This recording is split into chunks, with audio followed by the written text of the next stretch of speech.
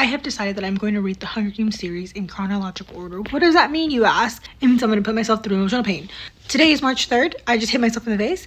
And I'm going to start the Ballad of Songbirds and Snakes. Have I read this? Yes, when it came out. So it's been like 5 years. Oh my god, it's been that long. Holy fuck. I will be annotating and preparing for Sunrise on the Reaping, which is going to come out in about 14 days, 13 days, I don't know.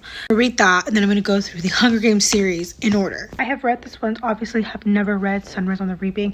I read the Hunger Games at least 5 times, and then Catching Fire and Mockingjay like 3. But the last time I probably read them was like 2022-ish. I'm ready to get my feelings hurt. Okay, see ya! Hi, it's like 3 days later. I haven't been great with reading. I think I'm on chapter 4. But there's so many things that I'm like, oh my god, oh my god, oh my god. Like, I want to know at what point Suzanne Collins was like, yeah, Reaping Day, that's meant to be 4th of July. Like, what? Also, hey, much a Cancer, okay. And another thing, I'm like, I want to know when she came up with this, of the phrase, snow lands on top. Like, was President Snow given the last name Snow before that happened? Or was it like, I know I want to use this, so I'm going to give him the last name of Snow because Snow lands on top, and it's going to be like foreshadowing to his like power in the capital. I have so many questions. And just little things that on first like read, you're like, this is so unimportant. But like, it isn't. Like, just as simple as, he heard Dean Highbottom mumbled, and last but not least, District 12 girl, ... She belongs to Coriolanus Snow. We know that then he views Lucy Gray as kind of like an object, right? And she's like his property. So like that, just that word of belongs. And this is purely coincidental, but I had cabbage for lunch and I was like, thought of him. Also reminded about one thing that really bothered me in the movies, and it was the erasure of Pluribus Spell, because he's been introduced. So like that I remember really bothering me, but I will say, forgot he existed till I read the name, and I was like, oh. So maybe not that important, but what is important, the stuff Suzanne Collins says, because she says she doesn't write unless she has something to say. And again, just simple little things. Like at the beginning when Corio and Janice are talking about taxation, and he says, they don't tax properties on the capital, only in the districts. This is how they're rich people. And it's almost like it reminds me of something in the present day. Oh, anyways, Lucy and Cora have met. They were mentioning how the tributes were like handcuffed. I don't remember them being handcuffed in the movie, but it totally possibly could have been. Okay, so I'd really been slacking, and I think there's like 5 days till Sunrise on the Reaping, so it was crunch time. Okay, so I've started part 2, but there's some stuff I want to chat about first. I was talking about like movie and book comparisons, and something that I'm so glad they cut out of the movie was that Dr. Gall has like a little catchphrase of hippity hoppy. So glad they cut that out. That is very annoying, and it was very jarring at first. I was like, why is she saying this? 2 things. So I was reminded about how much I absolutely love tigers, and also reading this on a reread feels so much greater than it did my first time reading this. When Clemencia and Snow are talking about Reaper and his name, and it's like, imagine naming your child Reaper, then ending up in the Reaping. There was no Reaping when he was born, Lysistrata pointed out. It's just a farming name. And I think names are so interesting in this book, in this whole universe, right? That like, I can't wait to learn the names of the characters on Sunrise on the Reaping. I love the idea of a prequel, because like, you're learning about stuff that you would have never considered otherwise. Like here, Arachne had traveled extensively in Panem. She still bragged about it, even though she had been capital bound as anyone else here since the war. So like, they were able to travel in between districts back then. I don't know, it's just so fascinating. I love this world. That's no. In the sense that, no. You know what I mean? Like, oh, that sounds kind of dark, but like, I love Suzanne Collins' dedication to the world building and how like beautifully crafted it is. And I've been heavily annotating and tabbing and highlighting and just hear me out. Listen, this part is so interesting to me. So Clemencia has reached into the snake pit. You're sick, Clemmy. It's snake bites. They're making you imagine things like this. Now, having known how this book ends, and Snow thinking, did I see Lucy? Did I not? I wonder what he truly believes. Like, I think his paranoid mind would have never allowed him to believe that he did kill her. And it's like, is this foreshadowing for that moment? It has to be. It's so perfect. It's so smart. Suzanne Collins, you're an icon. Snow's mind also so interesting. I know, like, I'm sure that to some people this feels very weird to be inside the mind of the big bad. There's some times where like, I genuinely do empathize with him, and it's like, is evil born? Is it created? Because he's not a ray of sunshine from the beginning, right? Like he definitely has his issues, and I think we can all agree. But it's like, he was a product of his environment to a certain degree. And I will say that about Gale too, and I will get some shit for it probably, because people love to hate Gale, but I'm, again, product of his environment. You know what, I'm curious what my thoughts will be on Gale, because I've always been a Gale defender. However, I have not read, like, reread Mockingjay. in like 5 years, 6 years maybe. So I'm sure it will change. A couple more things. The Hunger Games, it is all self-defense. This is what he says when they're talking about like, will Lucy kill anyone? Presenting the Hunger Games as all self-defense. It's very interesting as well.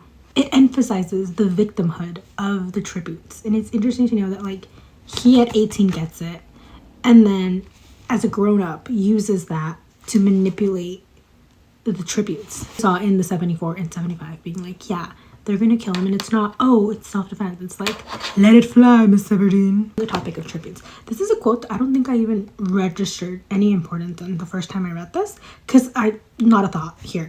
The games have started. It is Lysistrata and Snow talking. This is page 202. It doesn't help somehow being used like this, said Lysistrata sadly, especially when 3 of us are dead. Used? Coriolanus had not thought of being a mentor as anything but an honor, a way to serve the capital and perhaps gain a little glory. But she had a point. If the cause wasn't honorable, how could it be an honor to participate in it? He felt confused, then manipulated, then undefeated, as if he were more a tribute than a mentor. This moment, I think, is under-talked about.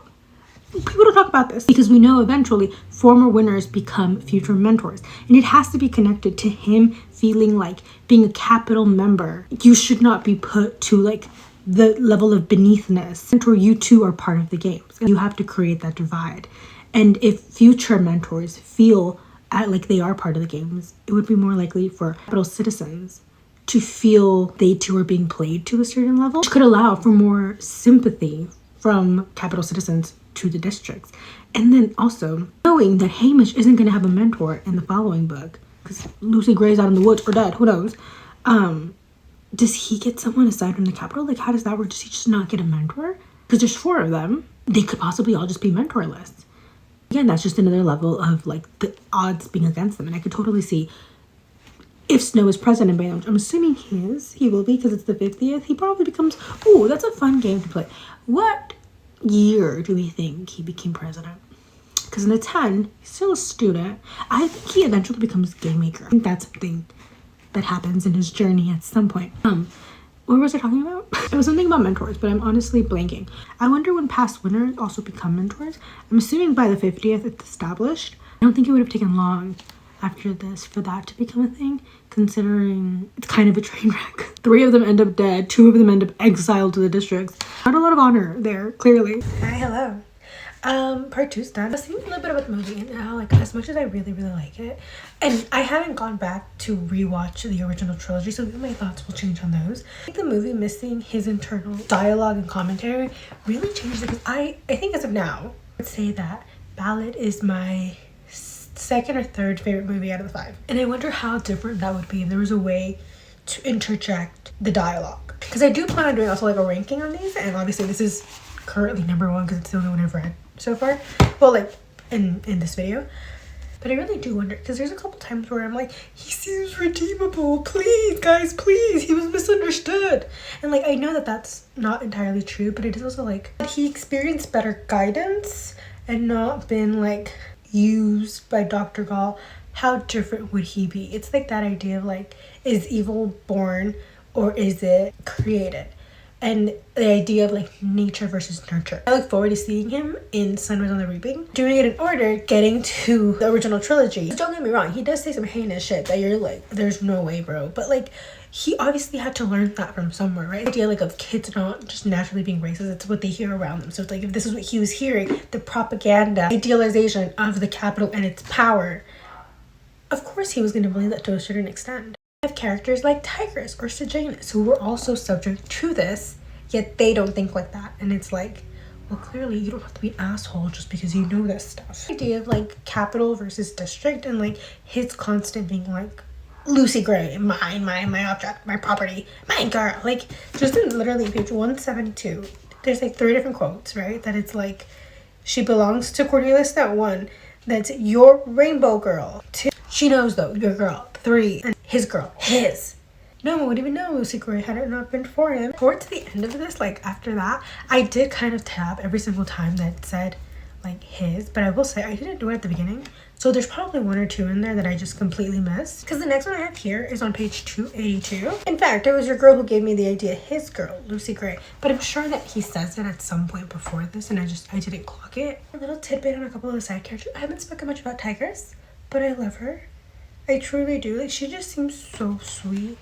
Like, I love that girl. Oh, lions. Then be kind, Corio. And try not to look down on the people who had to choose between death and disgrace.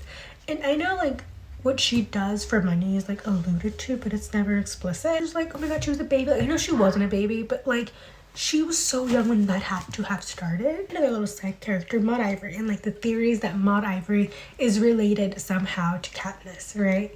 I think I'm a believer in that theory. I think just connecting this story and the original trilogy through Maud Ivory, and like her being the one who remembers the song, and Katniss' dad used to sing, and Katniss knows the song. I think it's just like a really nice, like, invisible string almost. Because I do plan to read Sunrise on the Reaping like right after this. I have been starting to think of like little things we might see here and there. So I have like a bingo card that's in the process of like being made. I set it up, and then I have a couple others that like didn't make out to the bingo card, but I have it in the notes, which I will put in this video like after I'm done with this. But made me think of things that could possibly be there, and like another things that I guess could be like invisible string, like this is in the first one and the second and the third. For example, girl telling Lucy to run, like don't go to the cornucopia, like just run.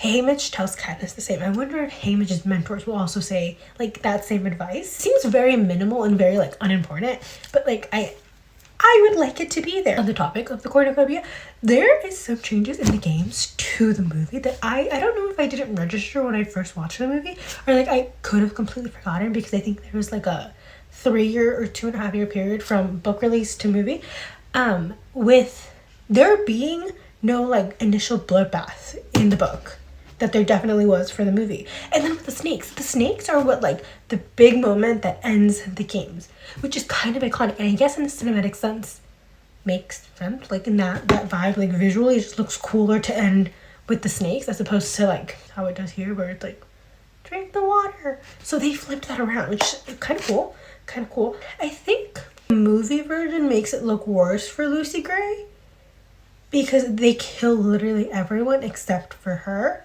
Whereas this version, I think, looks less guilty on that part. I think like it seems more reasonable and more doable. But again, they got caught, so maybe not. I don't know. I'll ponder on it. A couple notes I want to go over. Yeah, I'm prepared. One of my bingo card moments is something along the lines of like a new game mechanic being introduced in like the theatrical sense of the game. So like the introduction of escorts or the introduction of a glam team, something like that, right? And here, once the games have ended, and it's page 314, they have Lucy trying to figure out if she's won. And then someone says like, oh, maybe we should like start a scoreboard.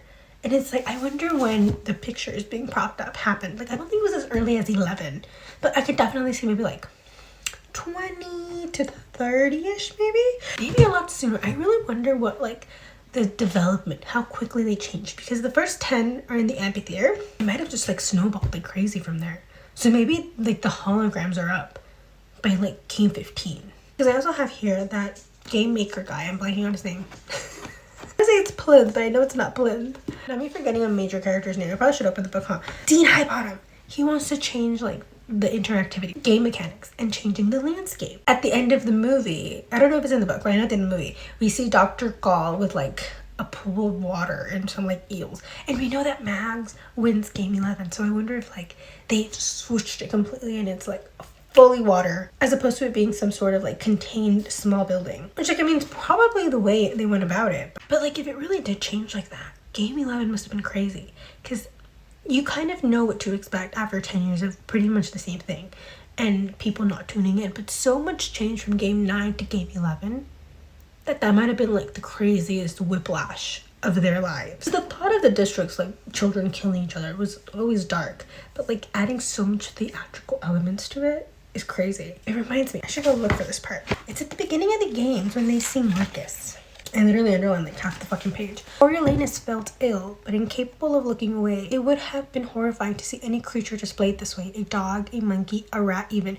But a boy, and a boy whose only real crime had been to run for his life. Had Marcus gotten a killing spree throughout the capital, it would have been one thing. But no such report had followed in the wake of his escape. Coriolanus flashed back to the funeral parade. Grisliest exhibits, brandy hanging from a hook and the tributes being dragged through the streets, had been reserved for the dead. The Hunger Games themselves had been a twisted brilliance of pitting district child against district child, so the capital kept its hands clean from actual violence. There is no precedent for Marcus's torture. Under Dr. Well's guidance, the capital had reached new levels of retaliation. And I just find that idea, like, who is the villain, to be so interesting, because you go into the original trilogy being like, oh, it's snow, and then you're like, oh, coin's there too. And then here it's like, Dean Highbottom, he's the one who created the games. And then you realize he made them by mistake. So it's like, oh, it's Snow's dad and Dr. Gall. But like, how did Dr. Gall get here? Like, who was she interning under? The crazy Dr. Gall moment where I also underlined like half the fucking page. This is after Sejanus and Coriolanus have been rescued from the arena. What did you think of them now that their chains have been removed? Now that they've tried to kill you? Because it was no benefit to them. Your death. You're not in the competition. It was true. They had been close enough to recognize him, but they hunted him down, and Sejanus, who treated the tributes so well, fed them, defended them, and gave them their last rites, even though they could have used that opportunity to kill one another. I think I underestimated how much they hate us, said Coriolanus. And when you realized that, what was your response? She said. He thought back to Bobbin, to the escape, the tribute's bloodlust. Even after he cleared the bars, I wanted them dead. I wanted every one of them dead. Dr. Gall nodded. Well, mission accomplished. With that little one from 8. I have to make up some story for that buffoon flicker meant to tell in the morning. But the wonderful opportunity being transformative. I'm gonna skip a little bit here. Wasn't it more than I could have hoped? I needed you to get to James out of the arena, of course, but I wanted you to taste that as well, she said. Even if they killed me, asked Coriolanus. Without the threat of death, it wouldn't have made much of a lesson, said Dr. Gall. What happened in the arena? That humanity undressed the tributes, and you too. How quickly civilization disappears. All your fine manners, education, family background, everything you pride yourself on, stripped away in a blink of an eye, revealing everything you actually are. A boy with a club who beat another boy to death. That's mankind in its natural state. The idea laid out as such shocked him, but he attempted a laugh. Are we really as bad as all that? I would say yes, absolutely. But it's a matter of personal opinion. Dr. Gall pulled a roll of gauze from the pocket of her lab coat. What do you think? I think I wouldn't have beaten anyone to death if you hadn't stuck me in the arena, he retorted. You can blame it on the circumstances. The environment, but you made the choices you made, no one else. It's a lot to take in all at once, but it's essential that you make an effort to answer that question. Who are human beings? Because who we are determine the type of governing we need. Later on, I hope you can reflect and be honest with yourself about what you learned tonight. Dr. Gall began to wrap his wound in gauze, and a few stitches on your arm is a cheap price to pay for it. A good villain in a story has to believe that they are the good guy, right? Everyone is the hero of their own story, a dictator included. So it's like this idea of no government equaling chaos had to be the essential tool, the crutch he landed on to believe that every evil thing he did for the sake of ending said chaos. Like, it feels very philosophical. Like, I feel like I would have talked about this in one of my philosophy classes. Did I retain any of that information? No, I didn't, but it would have been very useful right about now. Another thing, the conversation continues a bit. So if I am a vicious animal, then who are you? You're the teacher who sent her student to beat another boy to death. Oh yes, that's the role that's fallen on me. She neatly finished the bandage off. You know, Highbottom and I read your essay through. What you liked about war. A lot of fluff. Drivel, really, until the bitter end. The part about control. For your next assignment, I want you to elaborate that. The value of control and what happens without it. I'm gonna skip a couple lines here. Chaos happens. What else is there to say? Oh, a good deal, I think. Start with that. Chaos. No control, no law, no government at all. Like being in the arena. Where can we go from there? What sort of agreement is necessary if we were to live in peace? What sort of social contract is required for survival? So in case you don't know, which you probably don't, I have a degree in US history. And because of current political events, the idea of social contract has been so fascinating to me, but also it's like, I don't want to have to think about this. But it's like everything that exists in the world as we know it and in the lives that we live is based upon the agreement of a social contract, right? Like $1 has the value of $1 and $100 bill has the value of $100 bill because we've all collectively agreed that one is one and the other is 100. But at the end of the day, they're the same paper, right? The same way we've agreed that certain laws need to be passed by the House and the Senate. You need 2/3 for this, and you need 50% for that, all of that stuff, right? Because the system technically can collapse. It can collapse with simple berries. Because it is not the berries themselves, it is not the object itself. It is a number of people standing behind that object, that berry. Reading about revolution is very interesting because it's always the good guys who win, right? But the bad guys have the opportunity to. And I've never read a book where the bad guys win. Really. It's a show called 100. It's no longer on. It was 7 seasons. It's also a dystopian genre. I think if you like these books or these movies, like you'd like that, to be honest. But during the 2nd season, there's this place called Mount Mother. And the main characters defeat Mount Mother. And you have them defeating it and you're like, oh my god, yay, you guys won. But like, not really, because it's very dark and heavy. But it's like, congratulations. You defeated the big bad. To keep this simple. But it's like, to the people of Mount Mother, the big bad was the people we see as the winners, because it's all based on perspective. It's all based on how you see it. Like here, he sees himself as the hero who was implementing rules in order to stop the chaos. But it's like, at what point do you realize you've reached the end? Like, that there's no going back from here. And it's like, do they even? Clearly he doesn't, because we've established that he's evil. It's like, did the desire for power make him evil, or did he desire power because he is evil? I'm looking at the word Avox right now, and it's reminding me of another part. Page 279. Team Lucy Gray was well presented by young, old, male, female, and even a handful of Avoxes. But they didn't really count. And as we have established, this book is inspired by like US society in many ways. Can you think of a group of people that did not count? The same way that people who were male, female, young, and old did back in the day? Because I can. In fact, a lot of people will talk about the 3/5 compromise and how it's like, oh, back in the day, slaves were considered 3/5 of a person. It's like, no, babe. They were considered 3/5 of a vote. That's how dehumanization works. They were not considered human. They were considered property. That so happened to have 3/5 of a vote that they did not control. What's that audio? If you ever think the government wouldn't do that. Oh, yes, they would. Part 3 coming soon. We've entered part 3 of the Peacekeeper, and the Your Girl tally goes hard. We'll get to that eventually. But first, I want to talk about Dean Highbottom, Coriolanus, and his father. He's been informed he's going to be a peacekeeper. There's after that, like, do you hear that? It's the sound of snow falling. Snaps all around. Because the Hunger Games changed you, and you're going where you can best serve Panem. You're a clever young man, Coriolanus. I'm sure you'll think of something. Coriolanus responds, Why do you hate me so much? I thought you were my father's friend. I thought I was too once, but it turned out I was only someone he liked because he could use them. Even now, but he's dead now. He's been dead for years, cried Coriolanus. He deserves to be, but he seems very much alive in you. The gaggery. At one point when Coriolanus is talking to Janus's mom, he says, or I think it was both his parents, was like, yeah, I was very much like my mother. We both left music, and like that was all he could think about. I don't know if this is canon in the book. I don't think it is, but it's in the movie where Tigers at the end says, you look like your father. Because at the end of the day, who was responsible for this fucking world? His father. Had he not raised Coriolanus the way that he did, like, maybe it was in his blood all along. Because, like, there's sometimes where I'm like, you know what? This is the same way that I feel about Gale. That it's like he was a traumatized child in a, like, war-torn environment. And I feel the same way about him at points.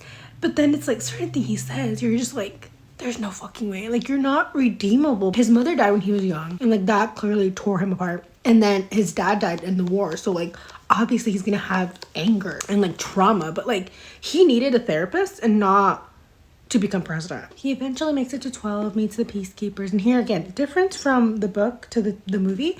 So Janus over there he meets in the train. Here's a Janus, like, shows up one day. But another very interesting moment that I don't think I considered the first read was there was one of the Peacekeepers who they're talking about, like, oh, my people. So Janus says that, like, the capital, he calls it the capital. He never calls it home because his home is, like, 2. And this Peacekeeper says, like, oh, yeah, these are not my people. My people are an 8. And then we see later on in the book that the Peacekeepers, a couple of them, like Janus and his homies, plan some sort of rebellious act. Moving forward to the original trilogy, Peacekeepers are said to mostly come from 2. And I don't know if that's like, oh, they don't accept anyone from any other district, or it's just like 51% would count as most, so therefore at least 51% come from 2. But I think it would make sense to have Peacekeepers come closer to like 97% from one. Because if you're from one district and you befriend other Peacekeepers from different districts, you begin to realize that you're not that much different. And unity creates chaos in the eyes of the Capitol, because they'll start to realize that it's not me against you. Like, it's not, ironically, connected to the present day. It's not like right versus left, but it should be like the top 1% versus everyone else. And somehow governments have convinced people otherwise, both here and in real life included. And more like peacekeeper like chats that they were having. Janie says, I don't know, I was wondering what would have happened today if the crowd had gotten physical. Would we have had to shoot them? Coriolanus responds, but then Janus continues, if I'm helping to kill people in the districts, how is it any better than helping to kill them in the Hunger Games? Like, the boy just wanted to be a medic, so Janus was too good, so good in fact that he was trying to fail miserably and was unable to. Who knew Sejanus Plinth had like shooting skills? During this time too, we're introduced to mockingjays and Snow's deep hatred towards them. Because, and I quote, he disliked the thing on sight. Perhaps if he ever did become an officer, he could organize hunting parties to clear the woods of them. But why wait? Why not suggest it now for the recruits as a form of target practice? Surely, no one liked the birds. Like, little did that man know how much he'd come to hate mockingjays. Later on, he talks to Dr. K about the Jabberjays, and he refers to them as a major public fail. He'd only embarrassed himself in the Hunger Games, not a nationwide war. Perhaps she would be sympathetic and give favorable report to Dr. Gall on her return if he made a good impression. And then we get like the detailed background on how mockingjays came to be and how rebels used them against the Capitol. And then again, how the rebels in the 75th Games used Katniss, the mockingjay, against the Capitol. It's beautiful, truly. Great foreshadowing there. Because in many ways, it's like a mule, right? But like 2 mules can't reproduce. But somehow these birds were able to against all odds. And like, if that isn't symbolism for something, I don't know. Because here we have, he didn't mind the Jabberjays so much. They seemed rather interesting from a military standpoint, but something about the mockingjays repelled him. He distrusted their spontaneous creation. Nature running amok. They should die out, and die out soon. And a little like Sunrise on the Reaping connect here. We know, book canon-wise, Katniss gets the pin that originally belonged to Maisie, and she had it for the 50th game. So I hope we get like a little bit of lore from that. Like, where did she get it from? Like, was it a birthday gift? Did she buy it? How did, like, who created it? Like, that I think is so cool. Like, did someone give it to her? Like, was it like the twin sisters? Not Maisie. What was the other one's name? Her twin sister, her. Like, did she give it to her like as like a parting gift? I just thought it probably the most gut-wrenching thing. We know that Maisie was friends with Mrs. Everdeen. What did Mrs. Everdeen give it her? I can't. And a fun fact about me is I don't really vibe with birds. I don't like birds. I don't think birds like me. We have our issues. We have our problems. However, I do think, again, his hatred for these birds goes very hard. Because, like, I don't really like a pigeon. That doesn't mean that I'd be like, shoot that pigeon on sight. But he, however, the mockingjay cocked its head and then sang back. No words, but the exact replica of the melody. In a voice that seemed half human, half bird. He's a little creeped out by them. I'm a little creeped out by pigeons. But I don't go saying this next part. We should kill them all. The word slipped out before he could stop them. Kill them all? Why? Said Dr. K in surprise. They are unnatural. He tried to twist the comment so it sounded like it came from a bird lover. No. Perhaps they'll hurt the other species. Oh, look at him being so caring. This moment of foreshadowing that I was like, oh. This is why you reread books, ladies and gentlemen. They can't have guns, can they? Asked Beanpole. Not legally, but there's got to be some of them floating around here after the war, hidden under floorboards and in trees and things. You can get anything if you have money. Under floorboards, you say? A little foreshadowing moment, Lucy's ballad. We know all of the covers are named after a ballad and then a color. Lucy Gray, the Ballad of Lucy Gray. She vanishes. What does Lucy Gray also do? Vanish.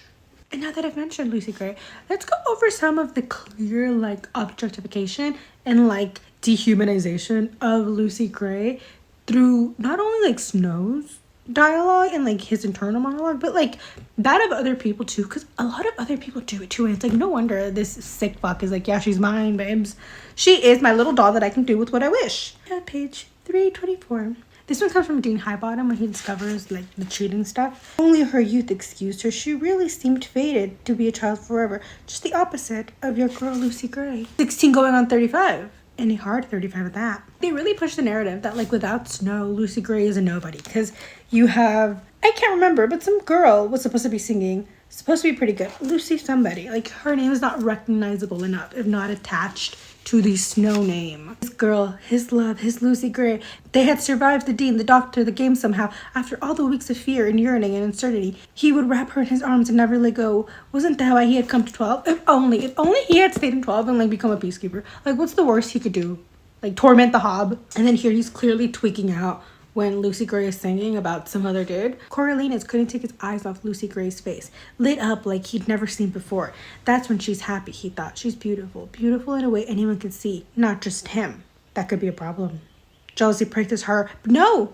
She was his girl, wasn't she? He remembered the song she'd sung in the interview about the guy who broke her heart and examined the cubby for a likely suspect. Like homies out here losing it because she had an ex-boyfriend. They've met up. Here. Sure, she said, you're mine and I'm yours, it's written in the stars. No escaping that. He leaned over and kissed her, flushed with happiness, because although he did not believe in celestial writings, she did, and it would be enough to guarantee her loyalty. Not that his own loyalty was in question. If he hadn't fallen in love with any girls at the capital, it would be unlikely that District 12 could offer much else in the way of temptation. And I know there's a bit of a debate, like, of did he love her or did he love the power and the status that she gave him? And I could see a valid argument for both, like, him clearly having a 3-month situationship that goes completely awry and then like tweaking out about it for the rest of his life. But I could also see like no, him just enjoying the power and like that would have come from anyone else and it was just like a bonus that she was like a pretty girl. I think considering that he still has it out for District 12 like 6 decades later, he probably was some real feelings attached there. But again, I could kind of see either way. Like, am I persuaded too easily? Maybe. I have like 3 other major points that I want to talk about, and lucky for us, 2 of them are on the same page. One, when she's mentioning that like Mayfair's dad like pulled her name at the reaping because she had it out for him. There's always been that kind of like rumble and roar of like, are the reapings rigged? And I think they have been rigged. I don't think I'm a believer that every single reaping is rigged. Every single person is called for a specific reason. I could totally understand them being like, oh, we want like 5 12-year-olds, or like, hey, this person won last year, so now we want their sibling in it, like what they did with District 1. Well, I guess District 1 is different because they volunteer. I could see certain people being kind of like pushed, like the same way that I believe it's in the original like Hunger Games, Katniss mentions like that even Victor's kids are reaped, and it's like a higher percentage than you would expect it to be. So like clearly some rigging is done. I just don't think I believe that it's every single person, like all 24 for the past 75 have been rigged. And in that same page, like on the lower end, about like Arlo and the hanging tree and like District 12 and what could be beyond. She said, wants us to go north. He thinks there's people up there, free people. Says we'll find them and they'll come back for the others. District 13, like the rumblings of a District 13. And I have put on like my list of like predictions for Sunrise on the Reaping that I think someone's gonna mention. District 13, or maybe not like by name District 13, but like the idea of free people living elsewhere. I do think that's gonna be mentioned. That's one I have for like right now. Another little prediction I have is we're gonna get mentioned of a Covey song. Page 445. On the whole, he was beginning to weary of the infusion of music in his life. Invasion might have been a better word. It seemed to be everywhere these days. Songbirds, Covey song, bird and Covey song. Perhaps he did not share his mother's love of music after all. He slowly unravels to become more and more like his father. But I think getting another Covey song would be another like little connection moment from all 3. Because we know the hanging tree, its origins, and we know that Katniss' dad used to sing, because she mentions, and then Peeta does too, when he's like that his dad had a crush on her mom, but like she was into the scene kid, because like when he'd sing, even the birds would stop to listen, right? So like, what if we get like a Mr. Everdeen cameo and he's like swinging? And I have to go, but the next time you'll see me, which will be in a couple seconds, will be the wrap up of the last like 30 pages or so, I think maybe 50, I don't know, of this book, plus just like overall thoughts on the reread of this book. I've gotten a little sick. I'm sick. Boo, you whore. So both reading and filming kind of became hard to do. Sunrise on the Reaping has officially come out. I have officially started it. I won't talk about it here because I have like over 50 minutes of footage, so that's gonna be like its own separate video, and I guess every book might end up being its own separate video. But unless I maybe like talk less another one so I can like mush them together, but that seems unlikely. But I needed to finish this book, The Day of Sunrise on the Reaping, because I think I needed like 40 or something pages left. So I did start reading it, and then I became very, very overwhelmed. So like what's to come? But I need to finish talking about this one, which I haven't done clearly. So here it is. I last left off with Corio and Lucy Gray getting back together, being all happy and whatnot. So Jane is making plans with the rebels. Coriolanus is going over his hatred of the mockingjays. He's already recorded Sejanus and has like sent it out. I found, even through my first read of this book, the relationship between Sejanus and Coriolanus to be very interesting. And like I couldn't really pinpoint how real that friendship was, because I do think he cared for him, but it's like, did he care for him as like a person and as a friend, or was it because he helped bring him at this point some positives in his life, like with Ma sending them care packages? And I do believe it's the latter. I also think that as like the book goes on, his friendship with Sejanus becomes more real, and like a lot of what happens at the beginning of the book is him being like, yes, Sejanus is beneath me, he's strict. But I do think he like slowly but surely does start to realize like the impact of Sejanus in his life. Don't get me wrong, I do think he hates it. I do think he hates that he sees Sejanus as a friend, because it makes that idea of like them versus us a lot harder. Tears welled up in Sejanus' eyes. Thank you, Coro. That means a lot. You may be the only person in the world who I actually trust. Trust again. The air was full of it. Come here. He pulled Sejanus into an embrace.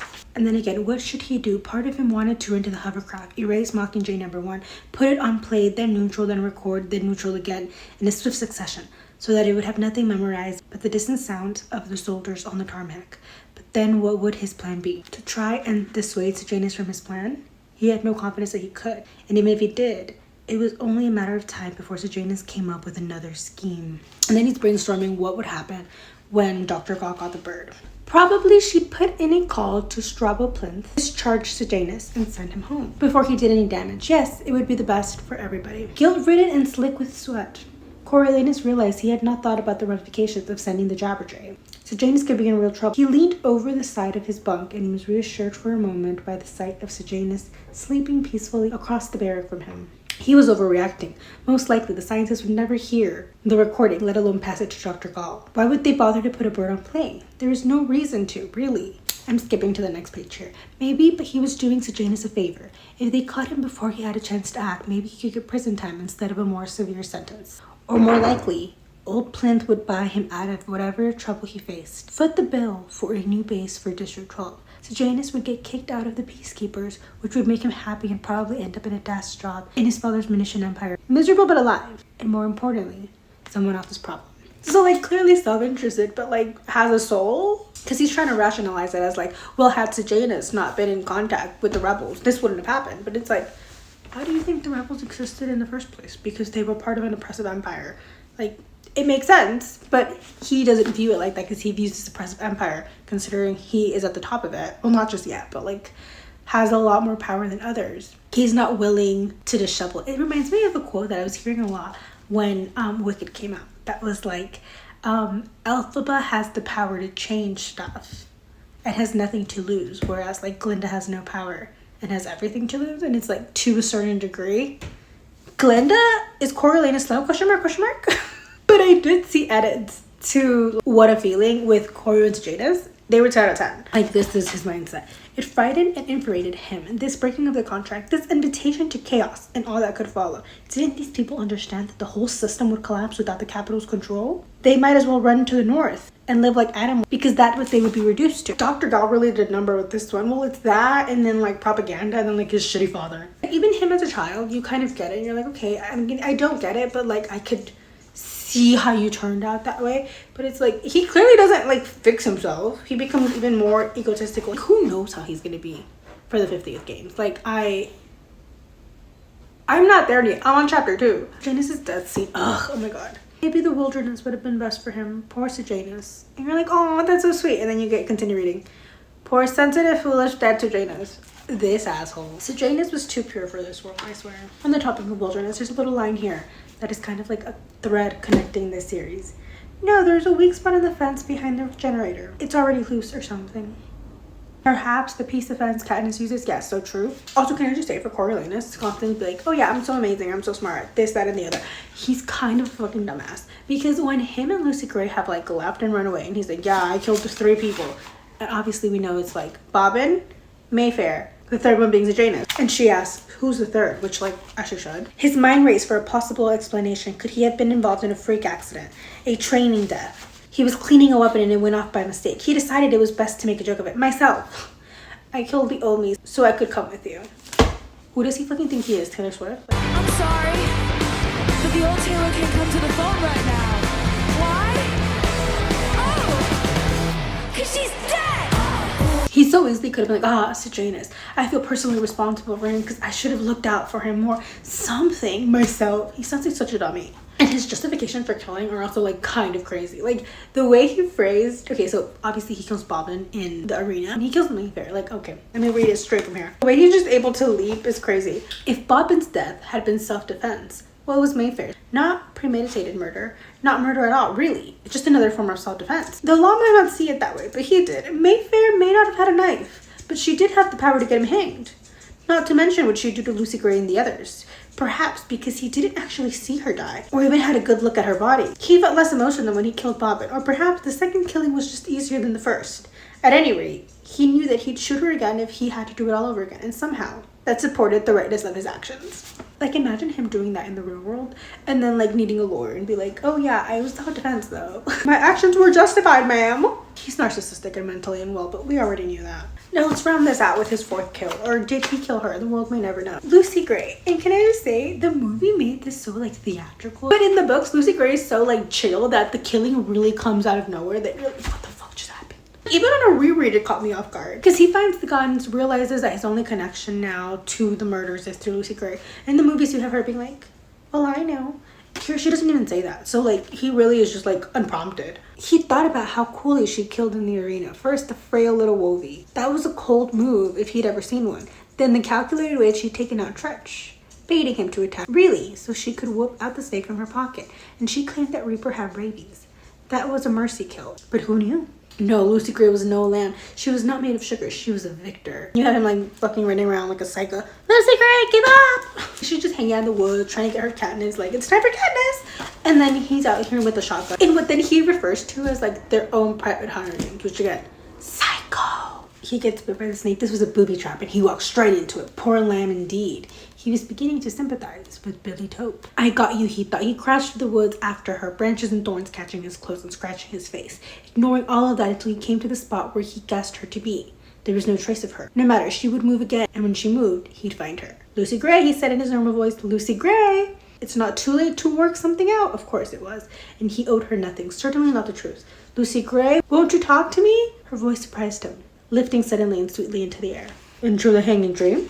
Had he hit her, he couldn't tell because of the songbirds filling his ears, disorienting him. The little buck's back swam in his field of vision and his arms began to throb. Lucy Gray! He bellowed in frustration. Clever, devious, deadly girl. She knew the cover for her. He lifted the rifle and machine gunned the trees, trying to wipe out the birds. He collapsed to the ground, dizzy and nauseous as the woods exploded, every bird of every kind screeching its head off, while the mockingjays continued their rendition of the hanging tree. Nature's gone mad. Jean's gone mad. Chaos. He had to get out of there. Then he gets out using his compass and it's like, oh, my father's watching out for me. Maybe I'll make him proud. He doesn't talk like that. I don't know why I'm pretending he does. It's just kind of like the voice that I use for annoying man, I guess. Eventually, when he makes it back to the capital, shows his deep loyalty to it. There's some lines that even though I hadn't read this book in like 5 years, we established at the beginning of this, had kind of just like stuck in the back of my mind. This is after Dr. Gall says that she's erased the tapes. It would be just one more way of eliminating Lucy Gray from the world. The capital would forget her, the districts barely knew her, and District 12 had never accepted her as one of their own. In a few years, there would be a vague memory that a girl had once sung in the arena, and then it would be forgotten too. Goodbye, Lucy Gray. We hardly knew you. And in my head, that was like the last line before Snow lands on top. But it wasn't. So imagine my shock when there was like a couple pages left. But yeah, he's like, I'm gonna elaborate on the games. Because these creatures need the capital in order to survive. Dr. Gall asks him like what you determined from his original assignment. They are creatures who need the capital to survive. He couldn't help but getting in a dig. It's all pointless though, you know. The Hunger Games, no one in 12 even watches it. Except for the Reaping. We didn't even have a working television on base. Well, that could be a problem in the future. It's a blessing this year, given I had to erase the whole mask. Hence the starting of mandatory viewing for the 11th games. And then we also know that the 11 is the first time we have the victory tour. It's sad to see that the Tigress line of you look like your father was not in the books. It's a movie only line that was fucking wonderful. Ladies, gentlemen, and non-binary friends, we have reached the epilogue. The finding out that like the plants then go on to pay for everything is so like disgusting. But I love that for Tigers, and that's about it, because I don't fuck with the grandmam either. Fuck that old woman. She's talking to June High-Bottom, right? And it's like, so you grew a heart in the districts. Not in the districts, in the Hunger Games. Snow corrected him. I have you to thank for that. After all, you're responsible for them. What a dig. And then we get like the official backstory of how the games actually came to be. Again, fuck Snow's father.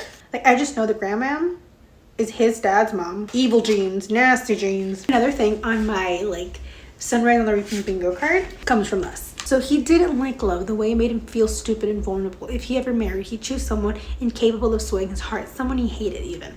So they could never manipulate him the way Lucy Gray had. Never make him feel jealous or weak. Livia Cardew would be perfect. So my guess, get confirmation that it was Livia Cardew. Let's move forward a little bit. He imagined the two of them, the president and his first lady, presiding over the Hunger Games. A few years from now, he'd continue the games, of course. When he ruled Panem, people would call him a tyrant, iron-fisted and cruel, but at least he would ensure survival for survival's sake, giving them a chance to evolve. What else could humanity hope for?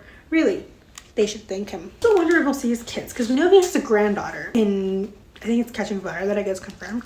So like, maybe they'll be his kids. So he was right. They did call him a tyrant and iron-fisted and cruel for cruel's sake. This is her complete. I have to put the dust jacket back on. But overall, it was a great read. I enjoyed it so much more this second time around because I kind of knew where everything was going.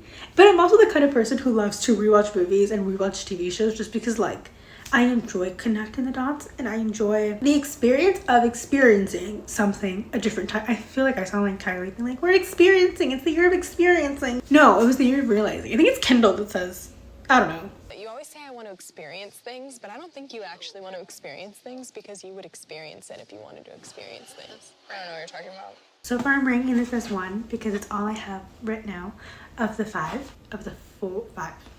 I think this is by far the thickest book out of all of them, so it probably took me the longest, but it did take me like 2 weeks to get through this.